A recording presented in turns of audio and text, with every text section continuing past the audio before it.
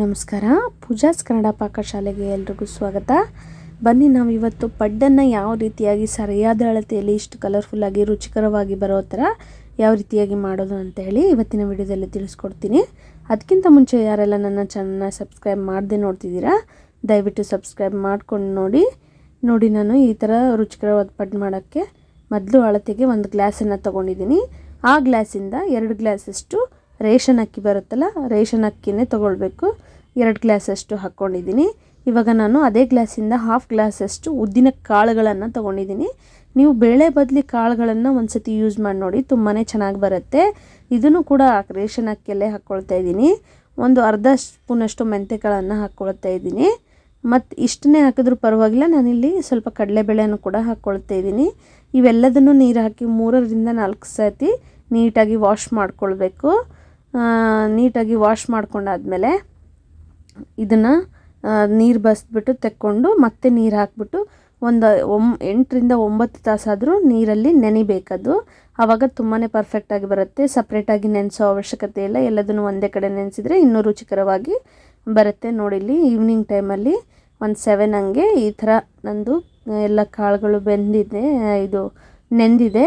ಇದನ್ನು ಮತ್ತೆ 2 ರಿಂದ 3 ವಾಶ್ ಮಾಡ್ಕೊಂಡ್ಬಿಟ್ಟು ಮಿಕ್ಸಿ ಜಾರಲ್ಲಿ ಹಾಕ್ಕೊಳ್ತಾ ಇದ್ದೀನಿ. ಈ ಥರ ಮಿಕ್ಸಿ ಜಾರಲ್ಲಿ ಹಾಕ್ಕೊಂಡ್ಬಿಟ್ಟು ರುಬ್ಕೊಳ್ಬೇಕು. ಇಲ್ಲಿ ನೋಡಿ, ಒಂದು ಬೌಲಷ್ಟು ನಾನು ಅವಲಕ್ಕಿ ತೊಗೊಂಡಿದ್ದೀನಿ.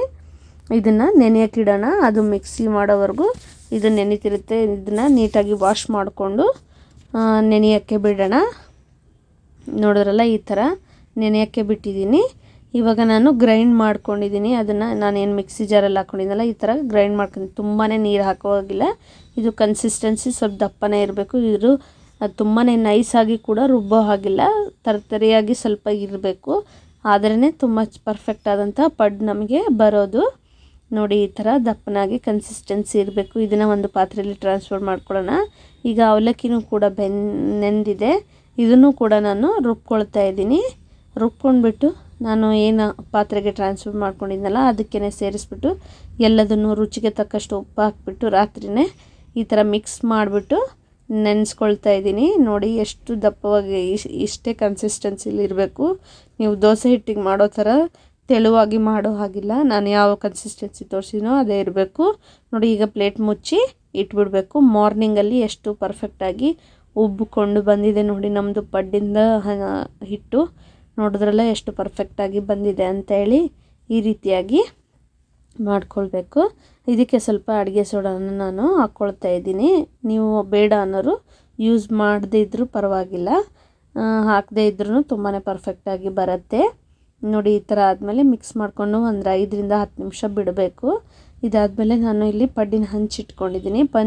ಪಡ್ಡಿನ ಹಂಚು ಕಾದಾದಮೇಲೆ ಇದಕ್ಕೆ ನಾನು ಸ್ವಲ್ಪ ಎಣ್ಣೆಯನ್ನು ಹಾಕ್ಕೊಂಡು, ಎಣ್ಣೆ ಬಿಸಿ ಆದಮೇಲೆ ಸ್ವಲ್ಪನೇ ಹಾಕ್ಕೊಳ್ತಾ ಇದ್ದೀನಿ. ಯಾಕಂದರೆ ಅದು ಉಬ್ಬುತ್ತಲ್ಲ, ಹಾಗಾಗಿ ಫುಲ್ ಹಾಕೋ ಆಗಿಲ್ಲ.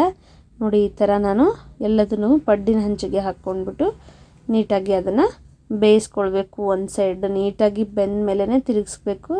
ಎಲ್ಲದಕ್ಕೂ ಹಾಕ್ಕೊಂಡಾದ್ಮೇಲೆ ನಾನು ಅದಕ್ಕೆ ಒಂದು ಮುಚ್ಚಳಕವನ್ನು ಮುಚ್ಚಿ ಒಂದು 5 ರಿಂದ 10 ನಿಮಿಷದಷ್ಟು ನಾನು ಅದನ್ನು ಮೀಡಿಯಮ್ ಫ್ಲೇಮಲ್ಲಿ ಬೇಯಿಸ್ಕೊಳ್ಬೇಕು. ಮುಚ್ಚಳಕ ಮುಚ್ಚಬೇಕು.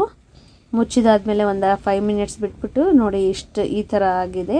ಇವಾಗ ನಾವು ಒಂದು ಸ್ಪೂನ್ ಅಥವಾ ಚಾಕುವಿನ ಸಹಾಯದಿಂದ ಇದನ್ನು ತಿರುಗಿಸ್ಕೊಳ್ಬೇಕು. 2 ಸೈಡು ನೀಟಾಗಿ ನಾವು ಬೇಯಿಸ್ಕೊಳ್ಬೇಕು. ನೋಡಿ, ಎಷ್ಟು ಕಲರ್ಫುಲ್ಲಾಗಿ ಎಷ್ಟು ಚೆನ್ನಾಗಿ ಬಂದಿದೆ ಅಂತ ಹೇಳಿ ನೀವು ನೋಡ್ಬೋದು. ಈ ರೀತಿಯಾಗಿ ಎಲ್ಲದನ್ನು 2 ಸೈಡ್ ಬೇಯಿಸ್ಕೊಳ್ಬೇಕು.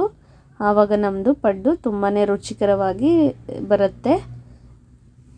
ನೋಡಿದ್ರಲ್ಲ ಎಷ್ಟು ಈಸಿಯಾಗಿ ಬಂದಿದೆ ಅಂತ ಹೇಳಿ. ನೀವು ಇದಕ್ಕೆ ಮಸಾಲೆ ಪಡ್ಡು ಅಂತ ಕೂಡ ಮಾಡ್ಬೋದು. ಈ ಥರ ನಾನು ಪ್ಲೇನ್ ಪಡ್ಡಲ್ಲಿ ಮಾಡಿ ತೋರಿಸಿದ್ದೀನಿ ನಿಮಗೆ. ನೀವು ಈ ಥರ ಇಷ್ಟಪಡದೇ ಇರೋರು ಕೆಲವೊಬ್ಬರು ಈರುಳ್ಳಿ, ಸಬ್ಬಸಿಗೆ ಸೊಪ್ಪು ಎಲ್ಲದನ್ನು ಹಾಕಿಬಿಟ್ಟು ಮಾಡ್ಕೊತಾರೆ. ಅದು ಇನ್ನೂ ತುಂಬಾ ಚೆನ್ನಾಗಿರುತ್ತೆ. ನೆಕ್ಸ್ಟ್ ವಿಡಿಯೋದಲ್ಲಿ ಮಸಾಲ ಪಡ್ಡು ಯಾವ ರೀತಿಯಾಗಿ ಮಾಡೋದು ಅಂತ ಹೇಳಿ ತಿಳಿಸ್ಕೊಡ್ತೀನಿ. ಇವತ್ತಿನ ರೆಸಿಪಿ ನಿಮಗೆ ಇಷ್ಟ ಆಗಿದೆ ಅಂತ ಹೇಳಿ ನಾನು ಭಾವಿಸ್ಕೊಳ್ತಾ ಇದ್ದೀನಿ. ಯಾರೆಲ್ಲ ಸಬ್ಸ್ಕ್ರೈಬ್ ಮಾಡಿಲ್ಲ ದಯವಿಟ್ಟು ಸಬ್ಸ್ಕ್ರೈಬ್ ಮಾಡ್ಕೊಂಡು ನೋಡಿ.